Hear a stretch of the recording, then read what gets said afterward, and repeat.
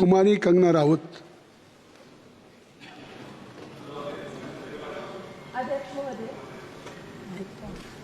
अध्यक्ष महोदय, मैं आपकी धन्यवादी हूँ कि आज मुझे आपने 2024 के इस बजट में अपने विचार रखने का अवसर दिया है और साथ ही मंडी क्षेत्र की जनता जिन्होंने मुझे अपना प्रतिनिधि चुनकर यहाँ उनके पक्ष की बात रखने का मौका दिया है, उनकी भी आभारी हूँ।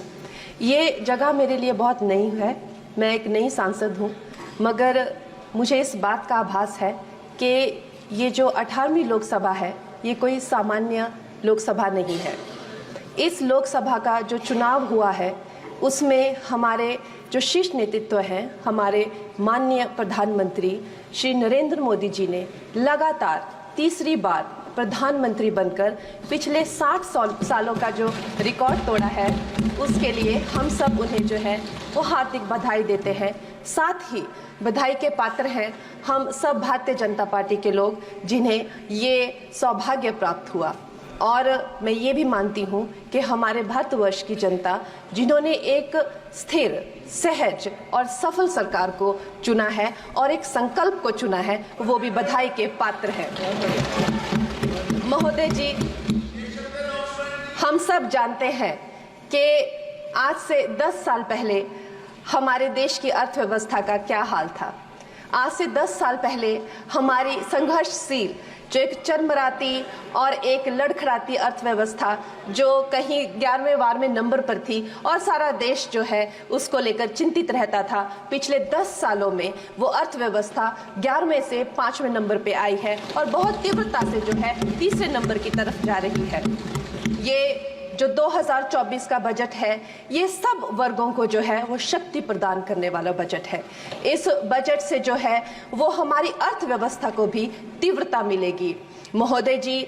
और जो हमारा 2047 का जो संकल्प है कि विकसित भारत का जो संकल्प है, हम प्रथम इकोनॉमी बनेंगे, वो भी इस बजट से हम पूरी उम्मीद है एक कदम हम उस संकल्प के जो है वो करीब जाएंगे।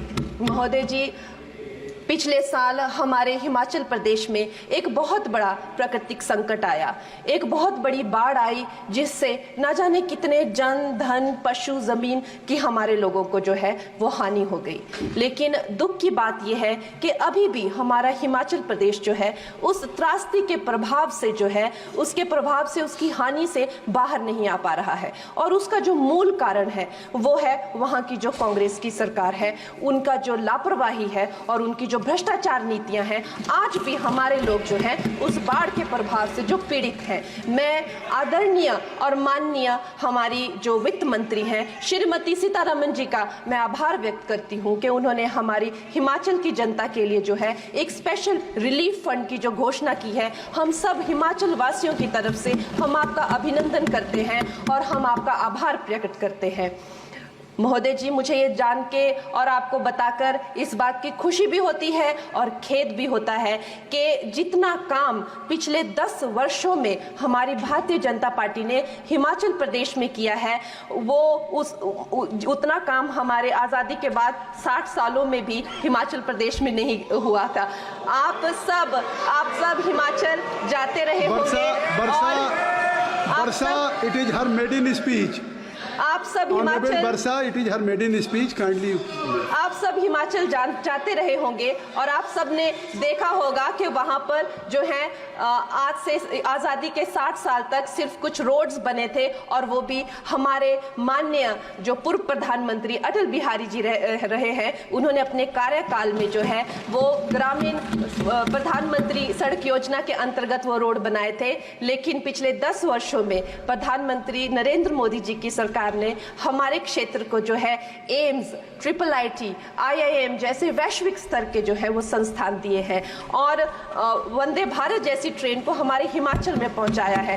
हमारे हिमाचल जैसे छोटे से राज्य को 3,500 करोड़ की लागत का मनाली कीर्तपुर जो है वो हाईवे दिया हुआ है, जिसमें माननीय महोदय जी 5 से ज्यादा टनल हैं और 37 से ज्यादा उसमें ब्रिजेस हैं। ऐसे वैश्विक स्तर की जो है हमें इंफ्रास्ट्रक्चर वहां पे मिली है और साथ साथ ही पूरे देश के लिए जो एक बहुत ही अद्भुत इंफ्रास्ट्रक्चर मार्बल है, जैसे कि हमारी अटल टनल 9 किलोमीटर की जो वो अटल टनल है, विश्व की सबसे लंबी टनल है और वो एक सिंगल ट्यूब हाईवे जो है वो पूरे विश्व के लिए जो है एक बहुत बड़ा उदाहरण है। और उसके साथ ही 11,000 करोड़ के हाइडल प्रोजेक्ट्स हमारे हिमाचल प्रदेश को दिए हैं। अगर मैं ये सूची यहाँ पे रखूं तो शायद आप लोगों का बहुत वक्त जो है इसमें लग जाए, लेकिन लाखों लाभार्थी जो है वो चाहे मुफ्त राशन हो, चाहे पीएम की जो है वो मकान हो या आयुष्मान हो, हमारा हिमाचल प्रदेश एक ऐसे राज्य है जो पूरी तरह से शौच फ्री है और वहाँ घर घर में जो है